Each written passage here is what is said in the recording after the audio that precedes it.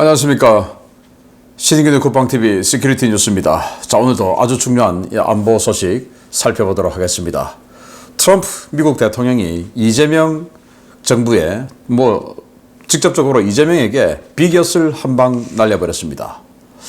야, 이거 좀 전문적인 게 돼서 이슈가 되지 못하고 있는 것 같은데, 그래서 제가 바로 군사 문제이기 때문에 제가 여러분들께 좀 자세히 설명을 드리도록 하겠습니다. 어떤 비곁을 먹였는지. 자, 그리고 민주당에 정말 아주 혐오스러운 국회의원 하나 있죠. 김병주. 사성장군 출신이 어떻게 저럴 수가 있나 라고 생각되는 그런 자인데, 그 김병주가 쇼 한번 하려다가 완전히 된통 걸렸습니다. 입만 열면 거짓말 하는 정당에 들어가다 보니까 사성장군 출신이고 뭐고 간에 다 따라서 입만 열면 거짓말 하는데, 거짓말 하다가 딱 걸렸습니다. 그것도 지금 우리 국민 전체가 다 안타까워하고 있고 공포스러워하고 있는 캄보디아 사태로 거짓말 하다가 딱 걸렸습니다. 이런 자가 다 있습니까? 보도록 하겠습니다. 입만 열면 거짓말, 돌아서면 뒤통수를 치는 것이 마치 DNA에 박혀있는 것처럼 행동하는 더불어민주당이 또 한 건 해냈습니다. 캄보디아 피랍 국민에 대한 국민적 우려가 커지자 마치 첩보 영화를 방불케 했다라며 구출 작전을 성공시켰다는 민주당의 발표. 알고 보니 현지 경찰에 이미 체포된 핵심 가담 범죄자의 신병을 인도받은 것으로 드러났습니다. 도대체 국민을 얼마나 우습게 보고 있는 것인지 모르겠습니다. 지난 10월 15일부터 사흘간 민주당 재외국민안전대책단장 자격으로 캄보디아에 방문했던 더불어민주당 김병주 의원이 연일 자신이 현지에서 청년 3명을 구출해왔다며 선전전에 열을 올리고 있는 가운데 현지 교민들이 이를 비판하고 나서 주목됩니다. 김병주는 지난 18일 캄보디아에서 돌아오면서 캄보디아에 감금되었던 청년 3명을 마침내 고국의 품으로 데려온다. 첩보 영화를 찍는 심정으로 구출 작전을 펼쳤다. 이재명 정부의 강력한 의지가 청년을 구출하는 원동력이 되었다. 라고 밝혔습니다. 김병주는 다음날 국회에서 가진 기자 간담회 자리에서도 마치 첩보 영화를 찍는 심정이었다. 캄보디아 경찰과 고위 관계자, 상하원 의원을 설득해 겨우 그들을 구출해냈다 라고 주장했습니다.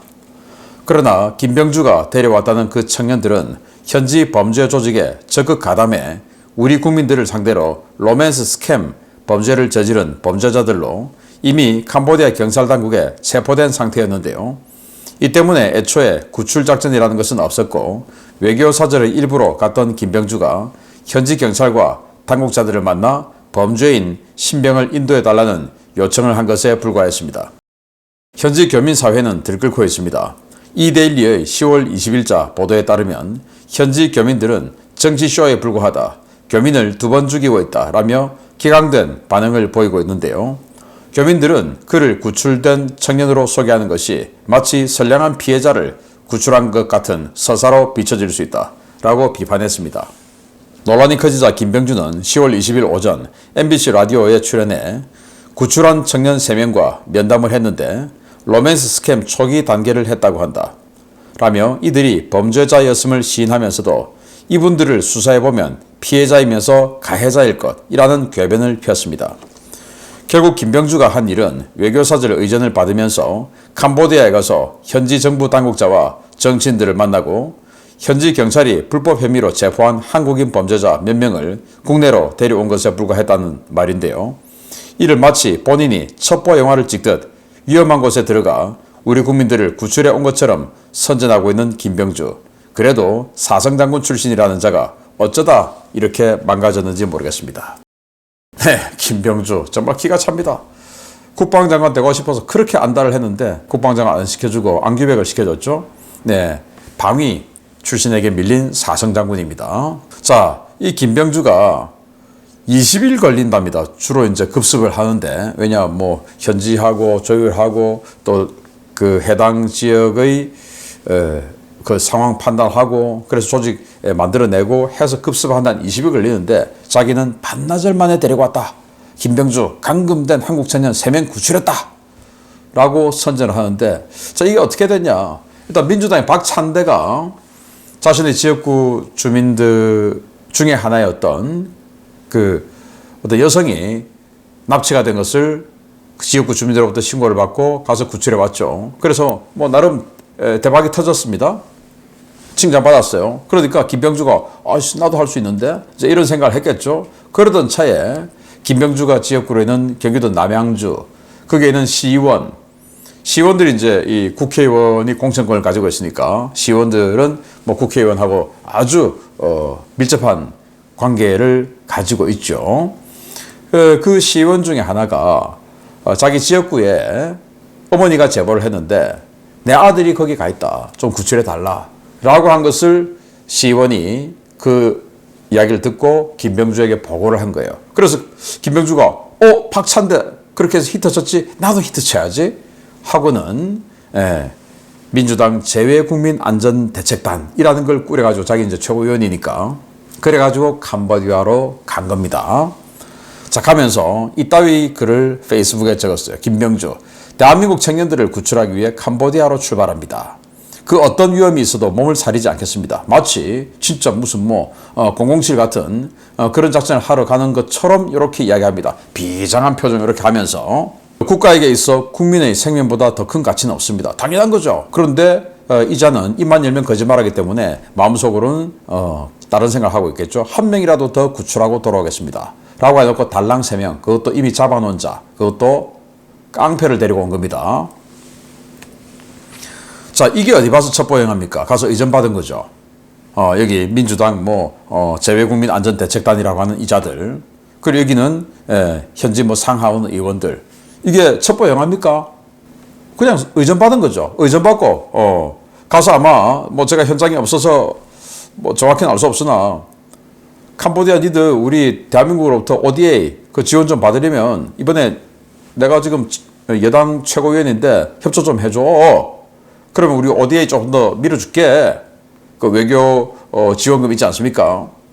그런 거를 좀 압력을 줬던지 그럴 가능성이 있을 수도 있지 않겠냐. 제가 현장 본 건 아니지만 어쨌든 그렇게 해서 협조를 받아서 경찰이 잡아놓은 새 놈을 데리고 온 건데 그 놈의 꼴이 이렇습니다. 이게 바로 남양주 지역구에 있는 그 이자예요. 이게 어디 가서 납치된 자입니까? 제가 우리 이 국방TV에 동영상을 올려드리고 싶은데 차마 올려드리지 못하는 이 캄보디아에서 이 조직들이 잡아온 사람들 전기 충격기로 그냥 고문하고 옷을 다 벗겨놓고 진짜 말도 못하는 그런 고문하고 어마어마하게 두들겨 패서 온몸이 그냥 보라색으로 물들어 있고 이 사람이 이제 고통이 너무 심하고 하면 이 구멍이 다 열리지 않습니까? 그래서 다 흘러내려 있고 그걸 또 먹으라고 하고 하는 그런 동영상들 많아요. 그거 한 놈이 중에 하나일 수 있는 겁니다. 이자가. 살찐 거 보세요. 살찐 거. 이게 어디 가서 잡혀가지고 거기서 두들겨 맞고 한 놈입니까 이게. 이 팔이 지금 보라색. 이 팔이 보라색이 두들겨 맞아서 보라색입니까? 와, 문신도 세상에. 이거 잉어입니다, 잉어. 황금 잉어를 갖다 이렇게 새겨놨네요. 이런 자를 데리고 와놓고 경찰이 잡아놓은 거. 지금 꿀 앉아 있지 않습니까? 오죽하면 꿀에 앉혀놨겠습니까? 현지 경찰은 아는 거죠. 이놈이 범죄자라는 걸. 꿀에 앉혀놓은 걸 데리고 온 겁니다. 그러니 현지 주민들은 아는 거죠. 이자가 어떤 자인지. 현지 우리 한국 교민들 얼마나 지금 안타깝겠습니까? 한국 교민들이 현지에 가서 이제 한국인 관광객들 상대로 사업도 하고 하는 분들 많겠죠. 그런데 지금 한국인 관광객 딱 떨어졌죠. 안 가죠. 저만 해도 저희 그 버킷리스트 중에 하나가 제가 이제 과거에 앙코르와트에 패키지 투어를 갔다 왔었어요. 그래서 앙코르와트를 제대로 즐기지를 못했어요. 그래서 제 버킷리스트 중에 하나가 와이프하고 같이 이 앙코르와트에 그냥 자유여행을 가서 정말 제대로 된 그 앙코르와트를 아침, 저녁, 새벽 다 좀 보고 싶다라는 생각을 가지고 있었는데 이런 상태 같으면 절대로 못 가죠. 그런 사람이 한둘이겠습니까? 그러니 캄보디아에 사시는 현지 교민들 얼마나 지금 어렵고 경제적으로 어렵고 또 사회적으로 보는 혹시 당신도 이런 시각도 있을 수 있을 거 아닙니까? 캄보디아에 있다 그러면은 그냥 당신도 혹시 이런 시각이 있을 수 있죠. 캄보디아에 무조건 다 잡혀가는 것 같은데 당신은 왜 안 잡혀가? 그럼 당신도 조직원인가? 이런 시각이 있을 수 있어요. 또 지금 돌이켜보면 그 서세원 씨가 캄보디아에서 죽었다고 하지 않습니까? 그러면 우리는 잘은 모르지만 혹시 서세원도 뭐 이렇게 불행한 일을 당한 건가? 뭐 이런 생각이 막 들어요. 지금 캄보디아 관련해서는. 그런 교민들이 이제 김병주가 저자를 데리고 왔다고 하면서 구출했다고 하니까 교민들이 정치 쇼자. 무슨 소리야 저게. 라고 항의를 하는 겁니다. 자, 그래서 국민의힘의 주진우 의원은 피해자를 구출하려 했더니 범죄자를 데리고 왔다. 문신 보고 국민들 놀랐다. 네. 저 황금잉어가 저렇게 그냥 온몸을 휘감고 있는 저 살이 이렇게 쪄 있는 저게 어떻게 피해자입니까? 그래서 뭐 했냐? 로맨스 스캠. 여러분들 페이스북이나 이 SNS 이런 데 보면 텔레그램 이런 데 보면 계속 뭐 예쁜 여자들 또는 뭐 미군 여자 또 요즘 뭐 제 이 페이스북에 일론 머스크가 열 몇 명이 가입을 했어요. 제가 전부 차단을 다 했는데 그런 자들 뭐 이렇게 해서 또 예쁜 여자들 막 가입을 해요. 제가 이제 페이스북에도 팔로워가 많으니까 그래가지고 제 댓글에 당신 너무 뭐 멋져요, 뭐 친구 해주세요, 뭐 이런 거 막 옵니다, 그죠? 여러분들 많이 당해보셨을 겁니다. 그런 거 하는 겁니다. 그래가지고 좀 외로운 남자들, 또 외로운 여자들한테 멋진 남자가 접근하고 사실은 아까 그 놈인데 그런 놈인데 이런 게 여자같이 막 글을 이렇게 적어요. 적어서 이제 결혼하자, 뭐 만나러 와라, 나 캄보디아인데 만나러 와라, 내가 만나러 갈게. 그러면서 내 차비가 없다, 돈 좀 붙여라, 그럼 내가 갈게. 이제 이런 식으로 해서 돈을 갈취해 먹는 게 로맨스 스캠인데 그자입니다. 그런데 또 김병주가 초기 단계 로맨스 스캠을 했다. 이건 또 뭡니까? 변호해 주는 겁니까 지금 김병주가? 그래서 MBC의 라디오에 출연해서 피해자이면서 가해자인 국민 조사해보면 피해자일 수도 있고 가해자일 수도 있다. 아니 얘가 무슨 피해자입니까? 얘는 우리 한국인들을 납치하고 또 한국인들의 이렇게 낚시 문자를 보내서 돈을 갈취해 먹는 가해자이죠, 가해자. 그 친구에게 나 지금 여기 있다, 너도 올래? 하고 보냈던 그 문자가 지금 갑자기 캄보디아가 이렇게 알려지니까 그 친구가 자기 그 어머니에 가서 얘가 지금 캄보디아에 있는데 지금 여기 있어요 하고 알려줘서 시의원에게 전달되고 김병주에게 전달되고 해서 자기는 오기 싫은데 지금 잡혀온 거죠. 이제 감옥 가야 되는데. 데리고 오라는 진짜 납치된 사람이 2,000명 넘게 있다고 하는데 그 사람은 데려오지 않고 저런 범죄자를 데리고 와서 구출했다. 그러면서 아까 한 번 더 보겠습니다. 구출하기 위해 캄보디아로 출발합니다. 그 어떤 위험이 있어도 몸을 사리지 않겠습니다. 그냥 의존받으면서 거들먹거리고 그리고는 데리고 오면서 이따위 소리를 했습니다. 정말 입만 열면 거짓말, 돌았으면 뒤통수 친 자던데. 자, 지난 주말에 다이빙거 주한 중국 대사가 이렇게 얘기했습니다. 중국과 엮지 마라.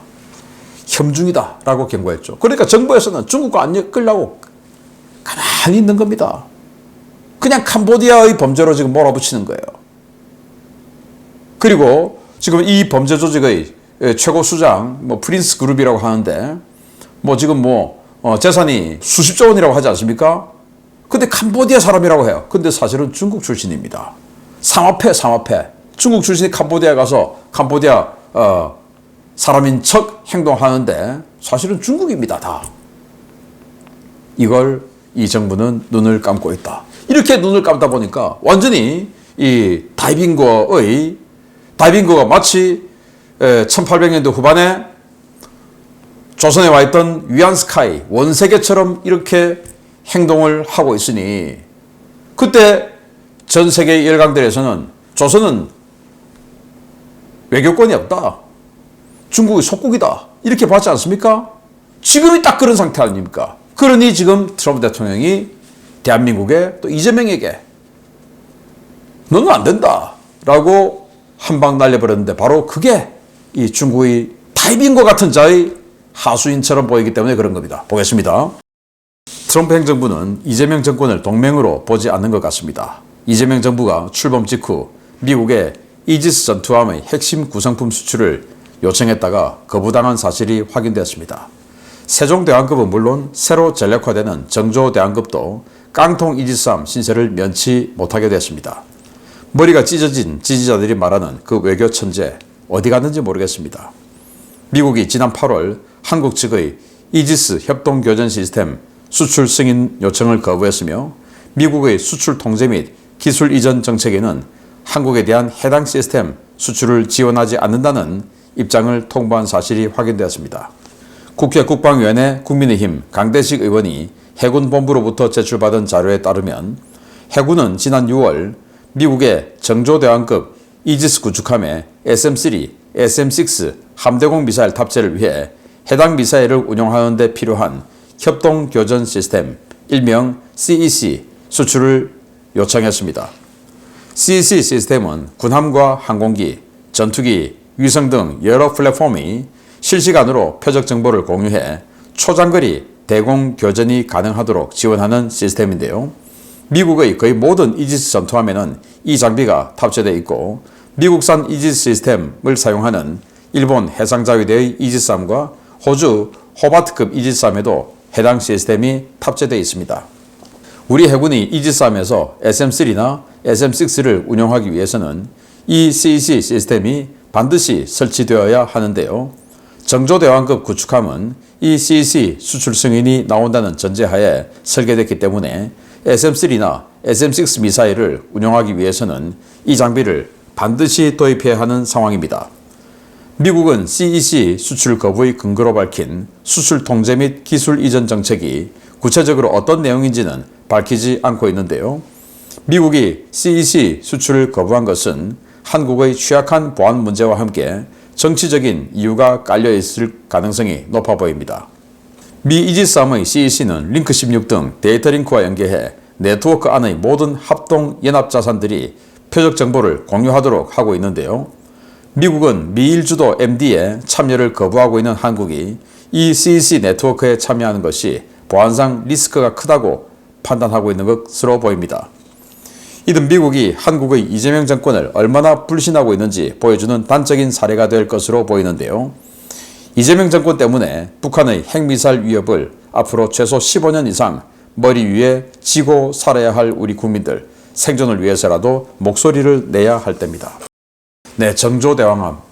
바로 여기다가 SM-6, SM-3 미사일을 탑재해서 이제 극초음속 미사일, 전술탄도 미사일, 그리고 이제 이 SM-6가 이런 걸 요격하는 겁니다. 그리고 SM-3로 중장거리 탄도미사일 요격할 수 있는 그야말로 신의 방패를 만들겠다 라고 해서 만든 게 바로 이 정조대왕급 이지스 구축함. 그런데 거기에 CEC 협동교전 시스템을 팔지 않겠다 라는 겁니다. CEC가 이제 Combat Engagement Corporation 이라는 것의 이제 이니셜 약자인데요. 협동교전 시스템입니다. 그걸 안 팔겠다라는 거예요. 자, 이렇게 세계일보에서 단독 보도가 나왔습니다. 그런데 호주, 일본 이지스하면 이걸 팔았어요. 그런데 한국은 왜 안 파냐? 한국은 못 믿겠다. 이 말인 것이죠. 왜? 뭐 해킹당했다. 뭐 중국에 허관을 지금 해킹당하고 있으니까 해킹당했다. 하고는 중국의 이 미국의 핵심 방공 전투체계 이걸 중국에 고스란히 넘겨줄 수도 있지 않냐 라는 거고, 또 이 CEC를 제대로 구현하려면 미국과 일본이 지금 같이 구축하고 있는 이 MD 시스템에 같이 들어와서 해야 되는데 안 들어올 거 아니냐? 근데 그게 왜 필요하냐? 이런 겁니다. 자, 이 CEC는 뭐냐? 일단 이 군함에서 요격미사일을 쏩니다. 이제 SM-6를 쏘는 거죠.